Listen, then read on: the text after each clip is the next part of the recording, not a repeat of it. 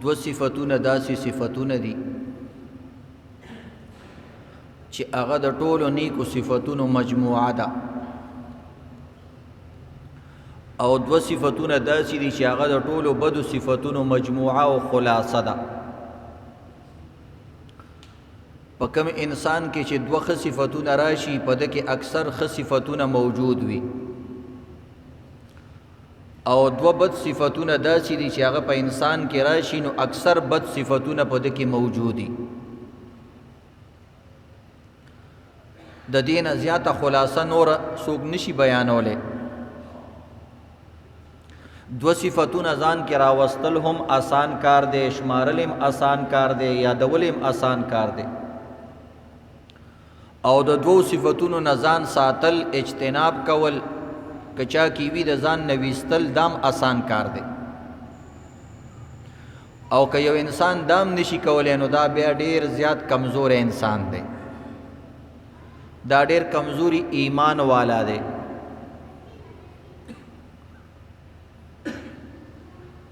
زمون علما کرام وی چې د دین صفتونو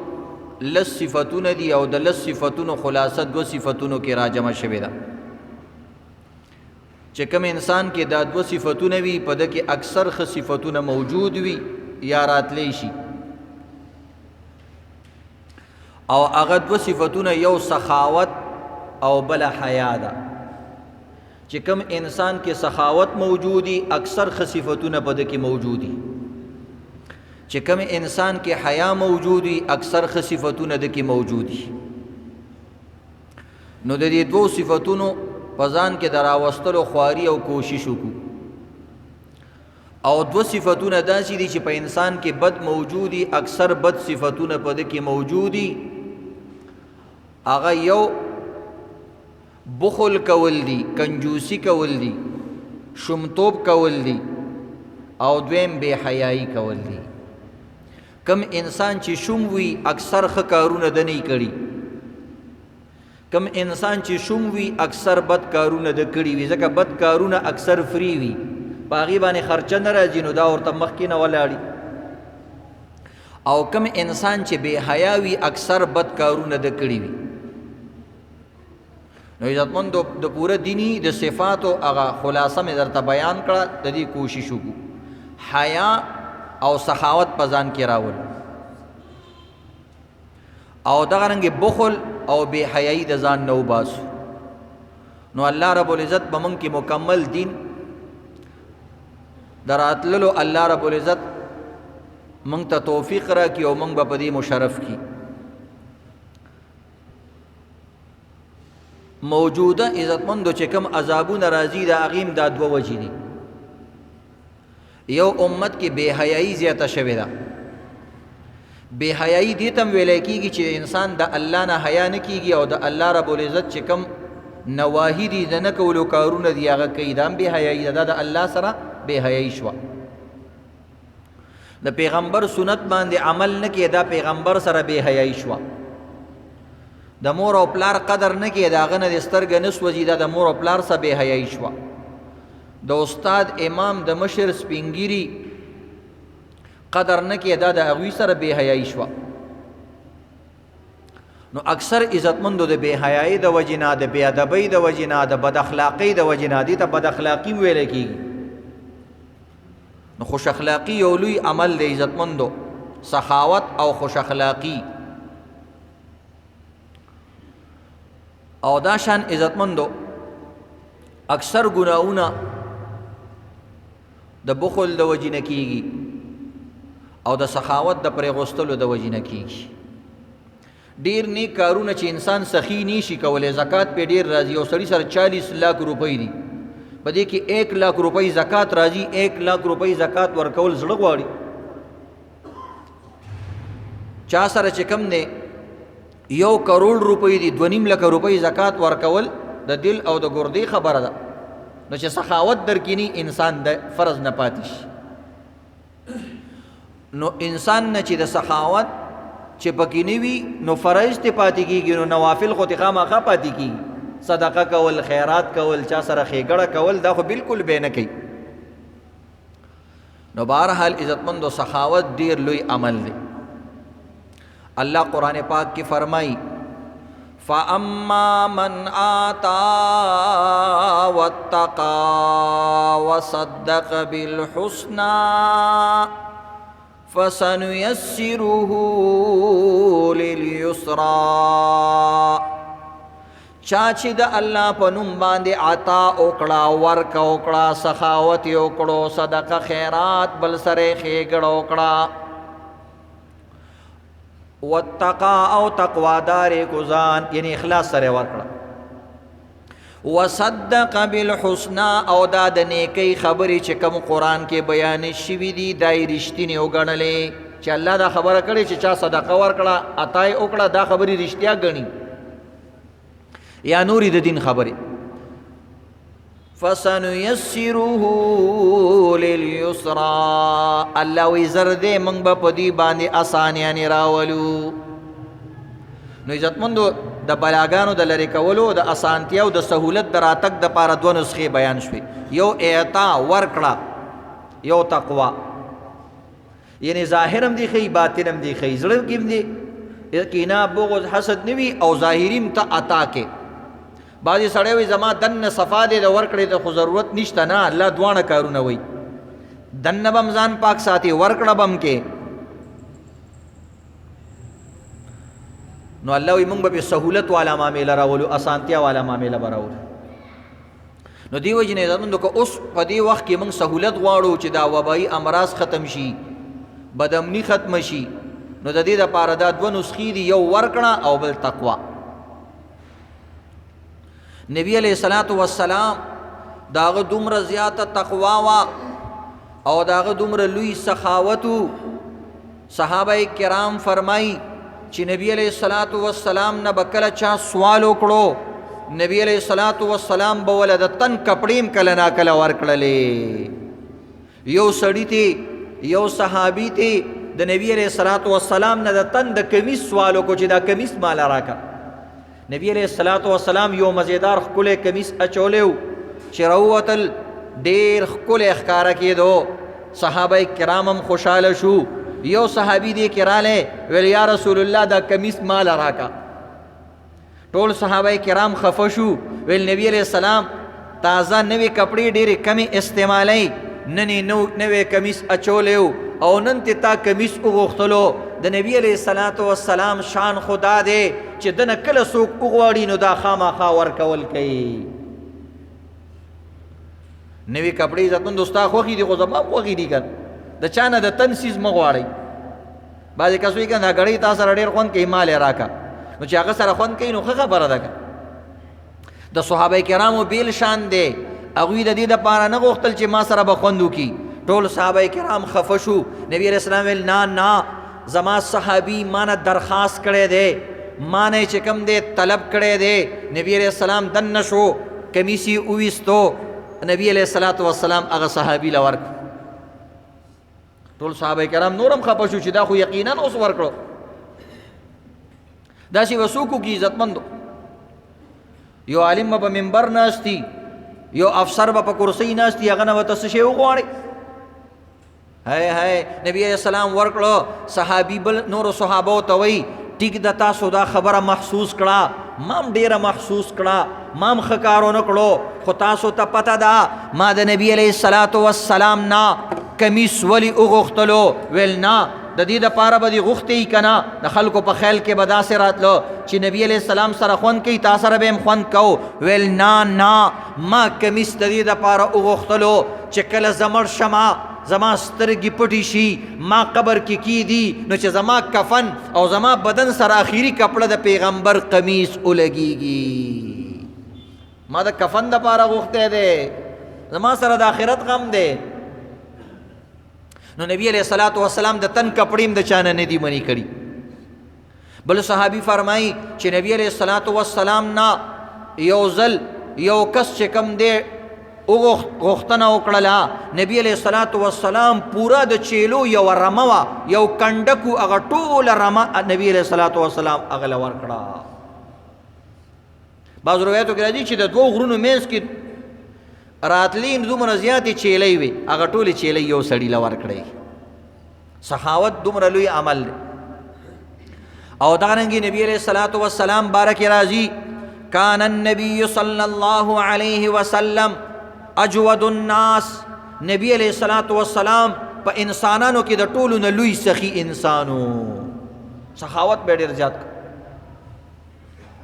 او دغه حدیث کې راځي د بخاری شریف حدیث ته چې کله رمضان المبارک بناله نو نبی علیہ الصلوۃ والسلام سخاوت به نور هم زیات شو،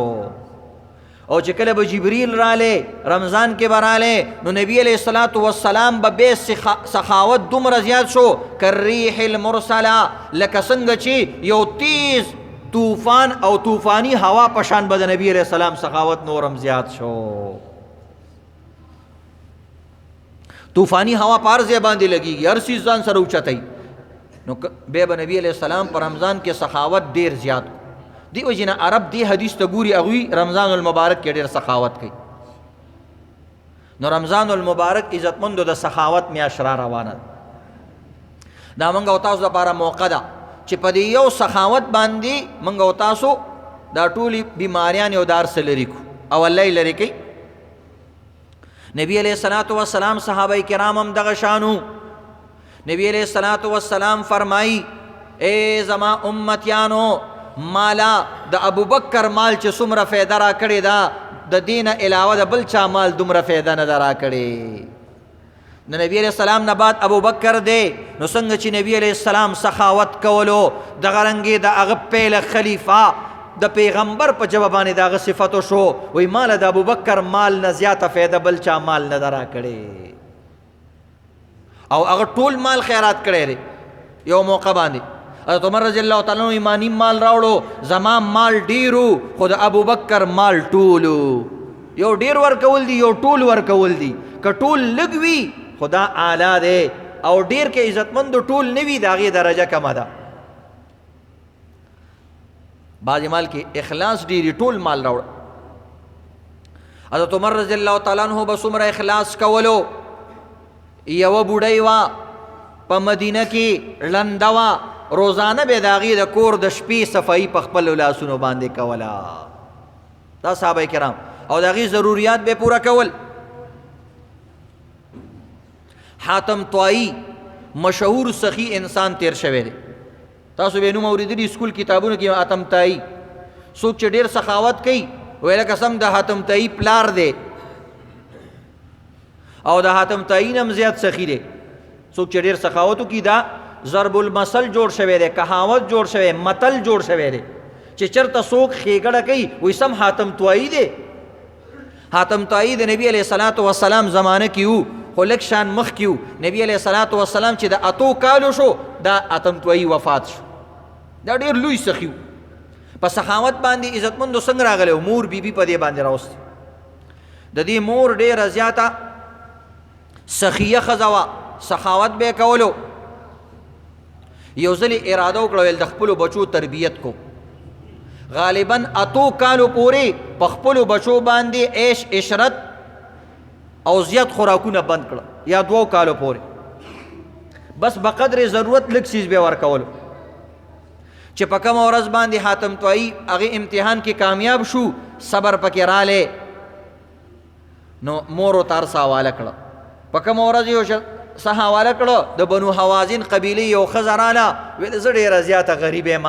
ما سره هېڅ نشته. هغه ټول مال یې په هغه ورځ باندې هغه ښځې له ورکړو. چا ورته ویل دا ولې؟ ویل ما چې کوم دی د لوږې تندې اثر ما لیدلی دی، د لوږې د تندې سخته ما لیدلې ده. ما باندې مور دا 2 کاله سخته تېره کړه، ما ته پته لګېږي چې په چا باندې لوږه راشي د هغه جذبات څومره متاثره شي، او د هغه خواهشات ټوټې ټوټې شي، د هغه زړه اري اري شي، د هغه امیدونو باندې خورې ایرې چې کوم دی ولګېږي. وایي ما ته پته لګېږي، نو ما ته د دې ښځې د دک درد احساس دی او د لوږې تندې احساس دی، نو ځکه ما وله ټول مال ورکړو. نو الله رب العزت پاک ورځ په ده کې د سخاوت ماده پیدا کړ. سخاوت د پلار نه بیل شوی و. یو ځل 3 کسان رال، مشهور کسانو، ده ول 3 خان حلال کړه. چې کله ورته پته ولګېده چې دا فلانکې فلانکې دی، باقي اوښان یې موله ورکړه، تقسیم یې کړه. چې پلار ته رالی دادا سره د اوسېدو، نیکه سره د پلار پلار سره اوسېدو نو خپل پلار ته ویل تا د پاره ډېره د مبارکۍ خبره ده ما دومره سخاوت وکړو د سخاوت هار مې تا ته در واچولو هغه ورته ویل نه وروره زما دا کارونه نه لګي تا خو هر څه ختم کړو ویل زه زما نه بیل شه ویل بلکل ما ته قبول دي پلار نیکه په هغه ورځ باندې ځان نه بیل بیا ته یو لوی داستان دی عزتمند یو ځل د ده نه چا تپوس وکړو ویل ته د چا د سخاوت نه متاثره شوې حاتم طویي نه چا تپوس وکړو ویل ته د چا د سخاوت نه متاثره شوې ویل او زه د یو یتیم ماشوم د سخاوت نه ډېر زیات متاثره شوی او یو ځل زما یو یتیم کره شپه راله یا میلمستوب مې راله زور کره میلمه شو هغه زما ډېر زیات میلمستوب وکړو ما د پاره 3 اوښان حلال کړو یا چیلیو سره 3 چیلۍ حلالې کړې او د هغې چې کوم مغز دی ماغزه ماشومان دې لرې که که نه یار د هغې ماغزې چې کوم دی ما له پاخه کړه نو ما هغه ماغزه او هغه مغز ډېر زیات شوق سره وخوړه وی ما نه هغه تپوس کوي چې ستا دا ډېر خوښ دي وی ما ویل او په څاروي کې مې دا مغز ډېر زیات خوښ دی او هغې لږ صبر وکړه بار کور ته ووتلو بیا یې نور مغز راوړه ماله ما هغه مو خوړل چې موډ شومه چې بهر صحن ته راووتلم چې ومې کتلې نو هلته چې کوم دی عزتمندو وی ټول څاروي زما دپاره حلال کړي وو ټول کور یې چې کوم دی وینې پروت و زه حیران شوم وی ما هغه ماشوم ته ویل چې بچیه ته خو یتیم ماشوم او تا د کور ټول څاروي صرف زما د خواهش دپاره او زما د چاهت دپاره صرف مغز خورم او ټول څاروي دې زما دپاره حلال کړه وی ما ته وی چې ته خلکو له ډېره ورکړه درکړه کې او ستا د وجې نه ډېر کورونه آباد دي ستا د وجې نه د ډېرو کورونو چوله بلیږي ستا د وجې نه د ډېر کورونو د خوراک سکاک چې کوم دی لین روان دی نن تا یو چې کوم دی درخواست وکړو او یو زړه کې د خواهش رالو نو ما دا ټول څاروي په تا باندې قربان کړه وایي زه ډېر زیات متاثره شوم وایي د دې ماشوم ورکړه زما نه هم زیاته وه نو حاتم طویي هغه له چې کوم دی 200 سره اوښان او 500 چیلۍ په انعام کې ورکړې چا تې تپوس وکړو چې د ده سخاوت ستا نه څنګه زیات دی هغه به یو 10 یا 20 چې کوم دی ګډان یا چیلي یا اوښان حلال کړي تا خو وله چې کوم دی 200 اوښان ورکړه نو ته وې زما سخاوت نه د هغه سخاوت زیات دی څنګه زیات دی ستا سخاوت خو چې کوم دی ډېر زیات دی د هغه سخاوت خو کم وو ویل نه زما د سخاوت نه د ماشوم سخاوت ځکه زیات دی هغه ټوله دنیا په ما باندې قربان کړه او ما صرف د 200 اوښان په هغه باندې قربان کړه ما سره ډېر مال دی زما په مال کې دا 200 اوښان او 500 چیلۍ هېڅ حیثیت نه لري او هغه خپل ټول مال او د خپل کول ټولې چیلۍ په ما باندې قربان کړې نو سوچ وکړه ما لږ قربان کړه او هغه ټول مال قربان کړه نو څنګه زما سخاوت د هغه نه اعلی کیدی شي بېشک د دې بچي سخاوت زما د سخاوت نه اعلی دی داسې ماشومان تیر شوي عزتمندو اوس خو ته لاړ شي او ماشوم ته وایي د کور نه سره وباسه 2-3 کنځلي به درته وکړي چې دا سړی زموږ کور ته ولې ولاړ پخوا عزتمندو د حجري سیسټم و جوماتونو کې به خلکو کتل چې مسافر څوک دی کور نه به وله روټۍ راوړه اوس هغه سیسټم ختم شو نو بهرحال عزتمندو نو دې حاتم طویي بیا بچیو یو صفانه یا سفینه نوم یو د دې د لور او یو عدی نوم دی عدی بن ابي حاتم عدی بن حاتم الله رب العزت دغه دوانو ته به ایمان نصیب کړلو یو ورځ د حاتم طویي لور گرفتاره شوې وه په قیدیانو کې نو نبي علیه الصلاة والسلام لراله ویلې د خدای رسوله تا زه گرفتاره کړې ما تا ته پته ده زه څوک یم نبي علیه السلام ورته ویل څوک یې ویل زه د حاتم طویي لور یم چې د هغه د سخاوت چرچې تا ته م را رسېدلي دي زما پلار هغه و زما پلار فلانی و زما پلار فلانی و نبی علیه الصلاة والسلام ویلې د حاتم طویي لور آزاده کوي بغیر د فدیه او بغیر د پیسو نه ولی وی هغه کې د اسلام یو لوی صفت سخاوت په هغه کې موجود و ګوره نبی علیہ الصلوۃ والسلام دا غلو رازا ده. نو سخاوت عزتمندو یو لوی صفت ده، ځان کې سخاوت پیدا کړو. دا اوس یو موقع ده. سخاوت دې ته نه وي ته لکونه ورکا، که تا سره زری ته سل ورکا، که تا سره لکی نو ته زر ورکا، که تا سره عربي نو ته کروڑ لک ورکا، د خپل وس مطابق. داسې خلک په دنیا کې شته چې په ټول عمر کې چېرته یو ځله هغوی څه نه دي ورکړي. داسې خلک هم شته. او هغوی یو نوټ سره چې کوم د عزتمندو روح د بدن نه وځي. بخیلان کسان شته. په ځان باندې بعضې کسان بخیلان. یو دوه ملګري د شاتو یو ډبې واغستو، یو م واغستو بل م واغستو. یو کال پس چې رالی نو د یو د بل څه کره وکتل د ده د شاتو ډبي کې داسې یو چټاکۍ کم شوي وو، پوره چټاکۍ پکې صرف کم شوي وو. دا بل ورته وایي ظالم بچی وایي ته خو سم خامارې وایي ټول شات دې ختم کړي دي، په یو کال کې چېرته د کیلو نه یو چټاکۍ خوړلي وو. هغه ورته ویل ولې ته شاتو سره کې ستا لا نه دي ختم شي؟ ویل نه زما خو بلکل مکه شات سل په سله پراته دي، ډبې بالکل ډک پروت دی. ویل خورې نه؟ ویل بالکل یې خورم. ویل چې خورې نو ختمیږي څنګه نه؟ ویل زما د خوراک خپله طریقه ده. تا خو ځانه د حاتم تعیز وی جوړ کړی دی او د سخاوت مجسمه دې ځان نه جوړه کړې ده او دومره ډېر شات خورې او دا خو به په دنیا کې د شاتو قات راشي. ویل ته څنګه چل کې ما ته هم طریقه وښایه. ویل زه داسې چل کومه چې د شاتو ډبې مخامخ کېدمه، نوړی راوالم سر یې نه کولاوم او داسې دې ډبي پورې راکاږمه او زړه کې سوچ کومه چې بس دا د شاتو خوړل او باقي ټوله روټۍ ورپسې همداسې خورمه. وایي نه شات ختمیږي او زما چې کوم دی ښه زړه م خوشحالېږي چې شات خورم. تصور دی بس بابا. دا حالات دي داسې شومان عزتمند. په کنجوسانو باندې ځان له کتابونه لیکلی شوي او د هغوی عجیبه عجیبه واقعات دي. بعضې سړی په خپلو بچو باندې هم خرچه نه کوي. د پښتنو باره کې مشهور دي وایي پټان چمڑی لگاتا ہے دمڑی نہیں لگاتا. پټان د ځان نه سرمن وباسي خو یو دمړی نه خرچ کوي. مالدار کسانی کور کې بیکار شروع وي هلکه یو مزدور کم راوله. وی ولې نن خو کار د دریو مزدوران دی. وایي یو زه یې به که نه که ګیلکاري کولی ګیلکار هم نه راولي. یو پکې زه یې که نه ما هم پکې واچوه. نو بهرحال عزتمندو دا پیسې او دا سیسونه زمونږ او ستاسو د سهولت دپاره دا د فایدې دپاره چې ستا پیسه تا له فایده در نه کي. دا پیسه د شړق ویشتلو قابله ده چې ته په خېټه موړ نه شوې، ته په جامه موړ نه شوې او تا ته سهولت میلاو نه شو. دا څه پیسه ده؟ بې ګټې څه دپاره؟ بعضې کسان بار ملکونو ته تلي وي عزتمندو، یا سخت کارونه کوي او خرچ نه کوي، جمع کوي پیسې جمع کی او سخت کارونه وکړي، اخره کې سخت بیمار شي بیا هغه ټولې پیسې په خپلې بیمارۍ باندې واپس ولګوي. ټولې پیسې دې واپس په بیمارۍ باندې لاړې شي او اخره کې چې مري نو سره پیسې او نه بیماري، بس بیماري هم ترې لاړه شي او پیسې هم ترې لاړه شي. نو دا پیسه څه؟ نو عزتمندو په خپلو بچو باندې خرچ کوئ.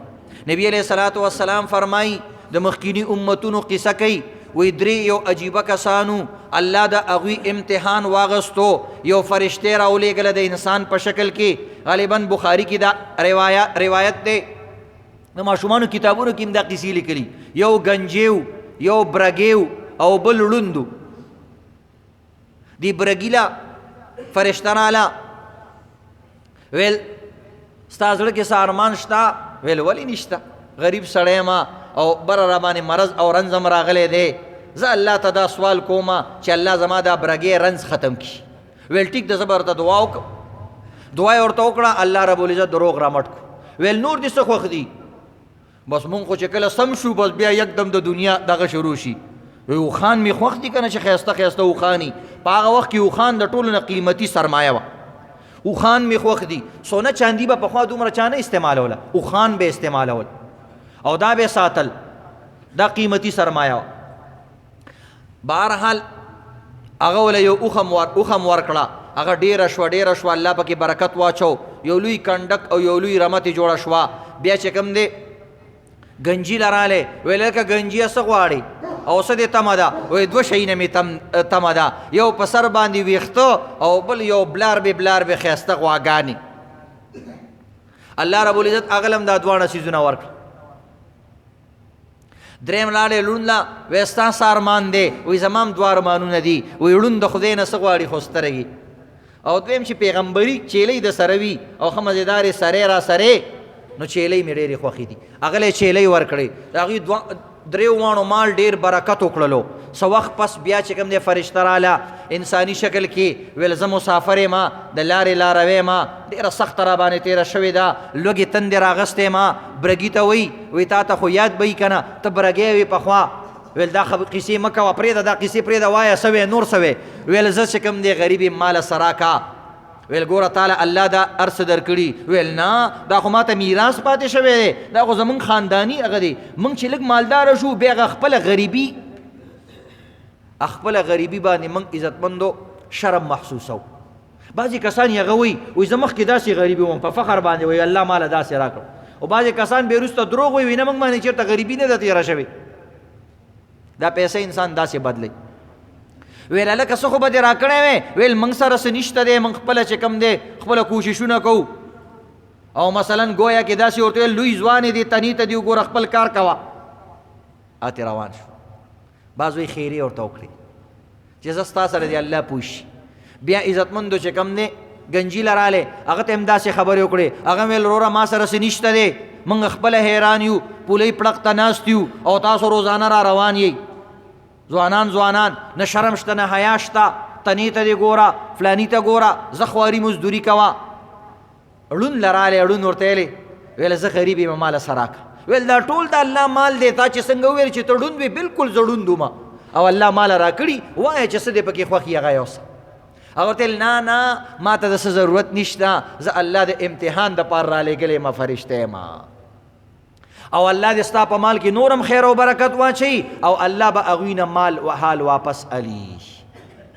یا الله د هغوی نه ناراضه شو. نو بهرحال عزتمندو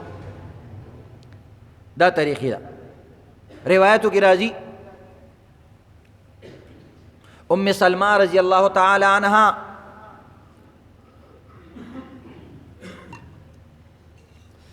نبی علیہ الصلوۃ والسلام ازواج مطهراتو کې ام سلمہ رضی اللہ تعالی عنہا هغې کره یو ورځ چا د غوښې یو ټوټه راولېږله، یو پیس یې راولېږلو. هغې نبي علیہ الصلوۃ والسلام ته سیټ ته کېغوستو چې دا به زه سردار دو جهان باندې وخورم، موږ یې نه خورو. دې دوران کې یو فقیر رالی، آواز یې ولګولو د الله په نوم باندې څه راکړي. ام سلمہ رضی اللہ تعالی عنہ دا سوچو کو چې زه بل څوک به هغې له څه ورکي او زه به دا د غوښې دا ټوټه نبي علیہ الصلوۃ والسلام له ورکوم، به خوشحاله شي. او اکثر نبی علیہ السلام به په میاشتو باندې غوښې نه خوړلې. په میاشتو باندې به د نبی علیہ السلام په کور کې نغری نه بلیدو، چوله به نه بلیده. نو کله ناکله به په بعضې کسانو پیرزو کوله. نبی علیہ الصلوۃ والسلام چې رالو، ام سلمہ ډېره خوشحاله وه. ویل یا رسول الله تعالی مې نن سپیشل غوښه ایښې ده. ویل ښه. ویل ورشه راوړه. چې رالی په تاقچه کې وکتله، یو کاڼی پروت و، د کاڼي نه سوا اسم نه پراته. ډېره حیرانه شوه. ویل یا رسول الله دلته خو غوښه پرته او دا کاڼی خو دلته نه و. ویل دا څه وی؟ ویل غوښه راغلې وه مزېداره تاله مې ایښې وه. ویل دې دوران کې خو څه نه دي شوي؟ ویل یا رسول الله یو فقیر راغلی و هغه له مې نه ده ورکړې. ویل ګوره دا د بخل د وجې نه او د نه ورکړې د وجې نه الله رب العزت د غوښې نه چې کوم دی کاڼی جوړ کو. حالانکه سخاوت په دغو کې ضروري نه و، دا ګناه نه وه، خو الله رب العزت موږ دپاره یو قانون جوړولو چې ګوره د کنجوسۍ اثر به داسې راوځي لکه ګوره چې ما د دې غوښې نه کاڼی جوړ کو. نو ورکړه درکړه باندې عزتمندو ډېره په دې ورځو کې خلک د شپې اذانونه کوي. تاسو یقین وکئ د ورځې 100 روپۍ ورکول د شپې د 100 اذانونو نه زیات اجر لري. 100 روپۍ ورکول د 100 اذانونو نه زیات اجر لري. صدقه دومره لوی عمل دی. مالی صدقه په ټولو مذهبونو کې عزتمندو مړو ته رسي. په دې کې هېڅ اختلاف نشته چې کوم انسان مال ورکي د دې صدقه په 4 مذهبونو کې وي مړو ته رسي. په نورو عبادتونو او ایصال ثواب کې اختلاف دی. زموږ مذهب کې وي رسي، نورو مذهبونو والا وي نه رسي. په پردي منځونو باندې وي پردي مړي بخې. وې سوار کده جب نه چې پته دی ولګي. نو بهرحال عزتمندو مالی صدقې ته چې کوم دی ډېر زیاته توجه کول پکار دی. قرآن پاک کې دا آیات ما تاسو ته ولوستلو، یا ایها الذین آمنوا لا تبطلوا صدقاتکم بالمن والاذى. بیا انسان صدقه ورکوي خو صدقه په بعضې څیزونو باندې بیا ضایع کېږي، نو د دې شیز نه ځان ساتئ. صدقه خو ډېر کسان ورکوي خو بعضې څیزونه داسې وي هغې د وجې نه صدقه ضایع کېږي. هغې کې یو خبره دا د عزتمندو ریا، نام نمود، دکاوا، په دې سره صدقه ضایع شي. عزتمند که یو انسان ښکاره صدقه ورکوي او د ده زړه ډېر پاک وي او دا د ریا نه ځان ساتلی شي او صرف په دې نیت باندې په ښکاره باندې ورکوي چې نورو خلکو ته ترغیب میلو شي، بیا بهتر عمل دی چې نور خلک یې ورکي. بیا ښه عمل دی چې کم کسان په ښکاره باندې بلا ریا صدقه ورکي او هغې ته کم کسان ګوري صدقه ورکوي، د هغه ټولو صدقې ثواب هم هغه ته میلاویږي. دا یاد لرئ ځکه د هغه عمل ته یې وکتل. خو که کوم انسان صرف د نام نمود سټیټس مرتبې رتبې دپاره ورکوي چې خلکو ته زه ښه ښکاره شم او دغرنګې یو تروړه ورکوي او خلکو سره تصویران وباسي او د کیمرې او د تصویر نه بغیر چا سره ښېګړه نه کوي، یا 10 کسان راجمع شي او د 100 لوټې یو مریض ته نیولی، نو هغه لوټ کې 10 طرفونه هم نه وي، نو هغه یو د بل په لاس باندې لاسې کوي. دومره موږ چې کوم دی عزتمندو ریا راغستی یو، نام نمود راغستی یو،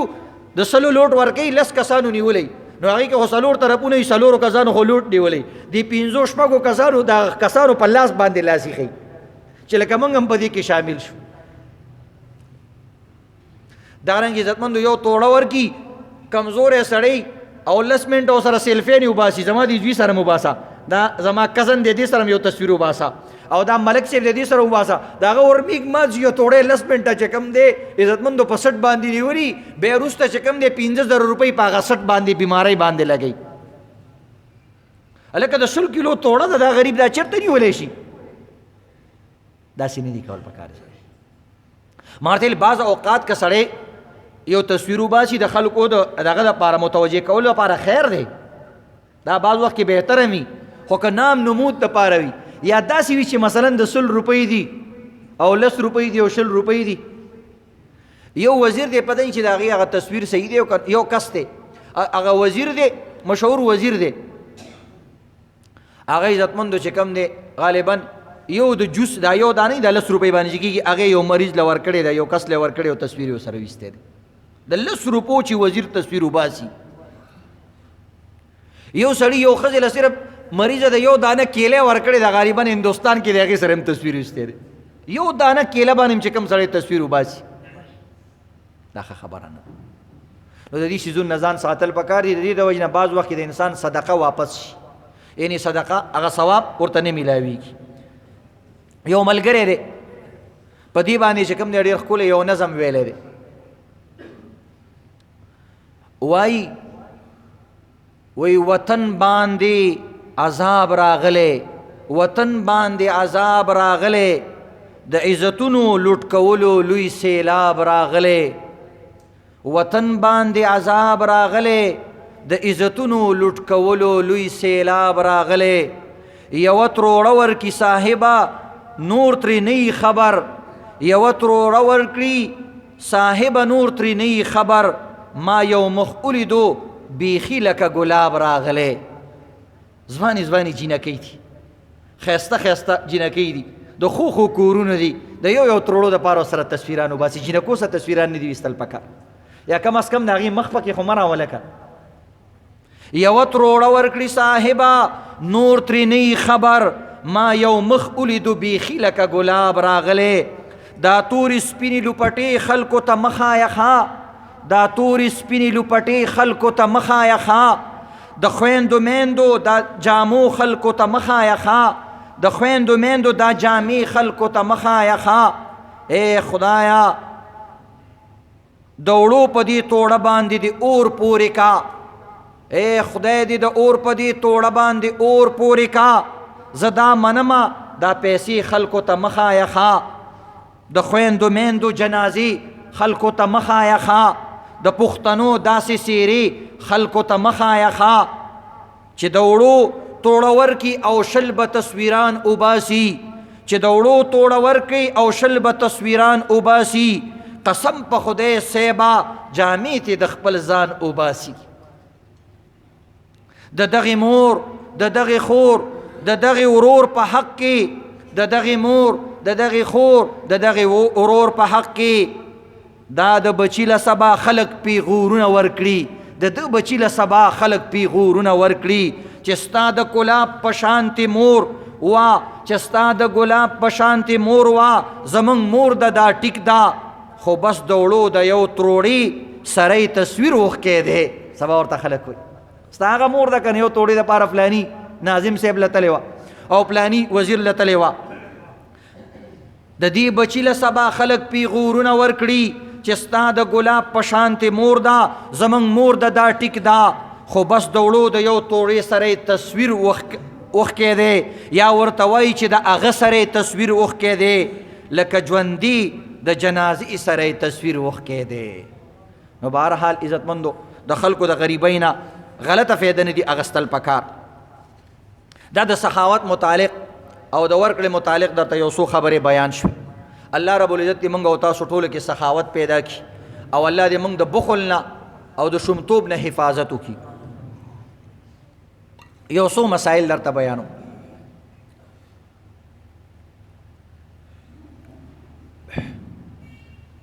یو دا مسله عزتمندو چې د کرونا خبرې نن نه پس هېرې کړي دا وګوره مزیداره جمعه ده پړاویږي او هېڅ هم نشته دا قسې مه کې انسان کې چې ویل پاور وي قوت مدافعت وي دا داسې بیماري ده په دې سره هم ختمېږي ښکلې خوراک کوئ قیمتي خوراک کوئ او چینک کې اوبه اچوئ په دې سوري چې ترې راوځي دغه بړاس چې کوم دی تېروئ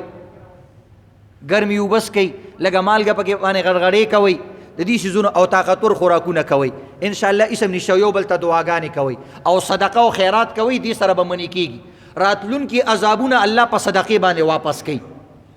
نو د دې اهتمام کوئ د مظلومانو مدد کوئ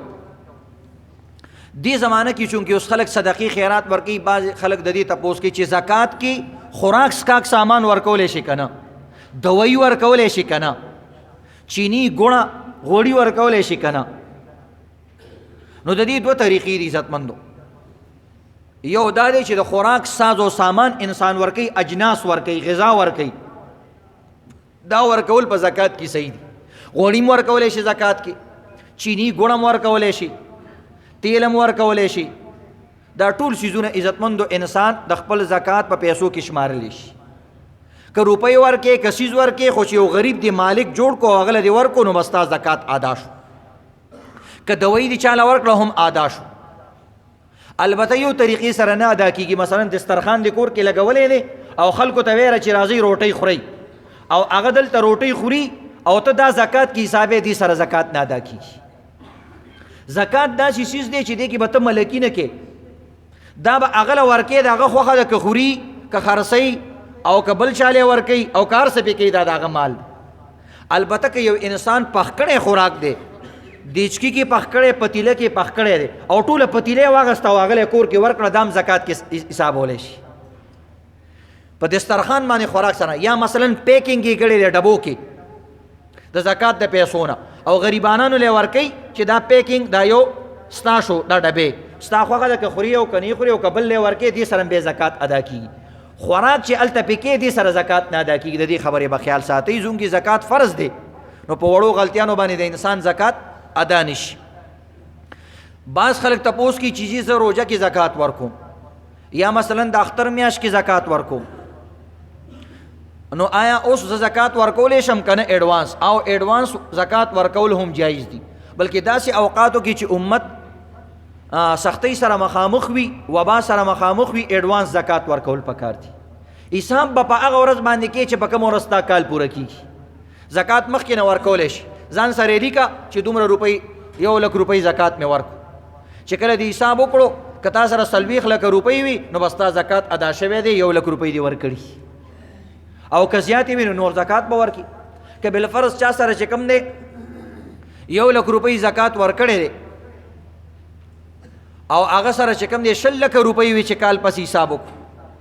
نو 50,000 روپۍ زکات یې د دې شو 50,000 روپۍ د آینده کال د بل کال زکات کې هم شمارلی شي بس د زکات په وخت کې نیت کوه چې دا د زکات روپۍ دي بس دا کافي ده هغه انسان ته ویلم ضروري نه دي داسې ورته ویل ضروري چې دا زکات دی چې تا ته هغه کس یقین سره ښکاري چې د زکات مستحق دی ته ورته واله دا صدقه ده صدقه م ورته ویلی شي دا واله د اختر دپاره تا دپاره چې کوم دی مبارکي ده دا واله د روژې دپاره تا دپاره چې کوم دی مبارکي ده یا هیڅ هم ورته نه وي هم د زکات ادا کېږي خو زړه کې به د زکات نیت کې دریم عزتمندو د صلات تسبیح خلک تپوس کوي اکثر مخکې موږ بیان کړي چونکې دې ورځو کې الکان جنکۍ ټول اکثر کسان فارغ دي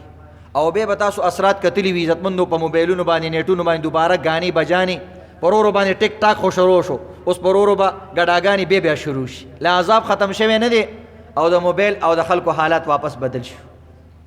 نو عزتمندو په دې ورځ کې لوی لوی عبادتونه کوي لوی عبادت کې چې کوم دی یو عبادت صلات تسبیح ده په دې باندې ټیم ډیر لګي د ورځې هم کېږي د شپې هم کېږي صرف د مازدیګر نه ماښامه پورې د سحر مونځ نه مخکې وروستو په دغه ټیم کې یا انور راختو انور پرېوتو ټیم کې زوال ټیم کې نه کېږي باقي هر ټیم کېږي د غرمې مونځ نه مخکې هم کېږي وروسته هم کېږي او انور چې راوخېږي تر غرمې پورې بیا هم کېږي زواله پورې او دغه رنګې د ماښام نه بعد ماسخوتنه پورې ماسخوتن نه واله سحره پورې دې ټیم کې هم کېږي دې ټولو ټیمونو کې کېږي صلات تسبیح کم مونځ دی روایاتو کې راځي نبی علیه الصلاۃ والسلام خپل مبارک تر عباس رضی الله تعالی عنہ ته فرمایي یو ښېګړه د سره وکړمه یو تحفه دله درکړمه یو انعام دله درکړمه داسې انعام چې د هغې په کولو سره ستا مخکینی روستنی ستا چې کوم دی دانسته غیر دانسته خطاً په غلطۍ سره قصدن واړه غټ هر قسمه ګناهونه معاف شي ویل یا رسول الله ضرور راله راکړه ویل ته صلات تسبیح مونځ کوه او د هغه مونځ طریقه دا ده دې سره به الله رب العزت ستا ټول ګناهونه معاف کوي دا اسانه طریقه ده صلات تسبیح 4 رکعاته نفل مونځ کولی 4 رکعاته نفل مونځ کوم صلات تسبیح الله اکبر چې په زړه کې دې دا نیت راشي هم کافي ده په خولې باندې ویل بیا ضروري هم نه دي خو که په خوله دې وویلو نو د زړه او د خولې خبره به دې یو شي ښه خبره ده 4 رکعاته نیت به وکړي په دې کې یو ذکر کول دي صرف 300 پیرې په 4 رکعتونو کې په یو رکعت کې 15 اویا ځل ویل دي د دې 2 طریقې دي یو اسانه طریقې درته پیش کوم او بیانوم دغه اسانه طریقې یاد کړئ سبحان الله والحمد لله ولا اله الا الله والله اکبر دا جمله اکثر کسان ته ده سبحان الله والحمد لله ولا اله الا الله والله اکبر سبحان الله والحمد لله دا کلمه ده او اخره کې الله اکبر ویل دي ځان تاسیس مګرانه وي که غلط شو یو ټکی نیم نه پکې پاتې شوم څه ګناه نشته ځکه نفل مونځ دی نفلي عبادت دی څه خبره نشته شاله نوري سبحان الله والحمد لله والله اکبر وای بهرحال عزتمندو چې کله نیت وتړي ولا اله غیرک پورې چې د مونځ وویلو اول رکعت کې دې ځای کې به 15 ځل دا کلمه ووایي څنګه به وي لاس داسې ږدا او په دې باندې ګوتې له زور کوه چې شمار د نه هېرېږي بېلې بعضې کسان پکې تسبیح ځان سره ونیسي نه تسبیح نیولو ضرورت نشته 15 ځل شمارل خو آسان دي نو دې ځای کې به 15 وارې 15 پیرې 15 ځل به دا کلمه ووایي 15 بار بیا چې کله رکوع ته ښکته کېږي صورت دی وویلو دلته به یې 10 ځل ووایي بس باقي هر ځای کې 10 ځل دی 15 ځل صرف ابتدا کې دی رکوع نه مخکې 10 بار رکوع کې 10 بار رکوع نه پاسې کې بیا 10 بار سجدې ته ولاړې اوله سجده کې 10 بار دوانو سجدو مینس کې 10 بار دویمه سجده کې 10 بار 10 پیرې بس دا 75 بار شو بس بیا دویم رکعت ته پاسې کا ډایرکټ او چې څنګه پاسې دی بیا دلته 15 بار ووایي او بیا د رکوع نه مخکې رکوع کې پهله سجده دو سجدو مینس کې دویمه سجده کې دغه طریقه بیا دریم رکعت کې چې بیا پاسې دی بیا چې کوم دی شروع کې 15 بار ووایي بیا چې رکوع ته ښکته کېږي بیا 10 بار دغه طریقې سره څلورم رکعت کې هم داسې ووایه که چا نه یو ځای کې هېر شو رکوع کې دی مثلا هېر شو سبحان ربي الاعلی سبحان ربي العظیم چې وی د دې نه بعد سمع الله لمن حمیده چې ویل د دې نه بعد به دا وی که چا نه هېر شو یو ځای کې نو بل ځای کې ډبل ووایه رکوع کې ته هېر شو نو رکوع نه چې پاسې دی دلته 20 ځل ووایه دې دواړو ځایونو کې د نه هېر شو سجدې ته چې لاړې هلته 30 بار ووایه هېڅ خبره نشته که ټولو ځایونو کې د نه هېر شو نو بس بیا خو صلات تسبیح مونځ نه کوې نو بس ساده مونځ کې مطلب دی دا دی نو څه نه څه به دماغ برابر ساتي داسې یو سړی نیتو کې اخره کې راځي چې یو ځای کې مې ونه ویل ټول رانه پاتې شو نو مونږ ویل دا دې څه کول نو دومره خو کمزوري به هم نه انشاءالله نو بهرحال دا د صلات تسبیح د مونځ طریقه د عزتمندو دې طریقې سره دا مونځ کوئ نبی اسلام حضرت عباس رضی اللہ تعالیٰ ته فرمائی اے زما کاکا ډیره قیمتي خبره مې وکړله که دا روزانه کولی شي روزانه یو ځل کوه که روزانه یې نشي کولی هفته کې یو ځل کوه که هفته کې نشي کولی میاشت کې کوه که میاشت کې نشي کولی کال کې کوه او که کال کې نشي کولی نو په عمر کې خو یو ځل خامخا وکړه نو انشاءالله کو به کنه روزانه ده انشاءالله نو دا ځان د دې څیزونو عادت کې عزتمند مختلف عبادت کې سوچ د انسان ډیر برابري عام مونږ کې سړی خو هغه مونږ ته یاد دی کنه بزر زریو کو خبرم تینو شو چې سم ویل اکثر روسته ته پوس کو جی مونږ کې می سورۃ فاتحه ونه ویل دا به څنګه چلی او فلانه خو دې مونږ کې سوچ ډیری زګه دې کې شمارلی او مونږ او تاسو د حساب کتاب ډیر شوقیانی کوم سیس کې چې حساب کتاب یو دوا درې نو سړی لوټونو ته زینو بس هغه کار به کوي نو مونږ د دې حساب کتاب خلک ډیر شوقیانی سلورم یو اهم خبر او اخیری خبر او ټیم پوره کیږي عزتمندو چې کوم کسانی مونږ لزان را رسوي برمزي د رمضان میاشت را روانه د عزتمندو د میش کتلو اهتمام کوي د قمر د هلال چاند او د میش د کتلو اهتمام کوي سپوږمۍ ګورئ اسیم فارغې په دې ورځو کې به روزانه دا نظارې کوه بعضی کسان دام نه پیژني چې دا سپوږمۍ او په دې انور کې فرق نشي کولی چې نور ته به ګوري که سپوږمۍ ته به ګوري بعضی کسانو ته پته هم نه چې د کم طرف نه راخیږي او په کم طرف کې نو دې وجې نه عزتمندو زموږ پښتنو پورې خلک خندا کوي وایي پښتانه یو ورځ مخکې چې کوم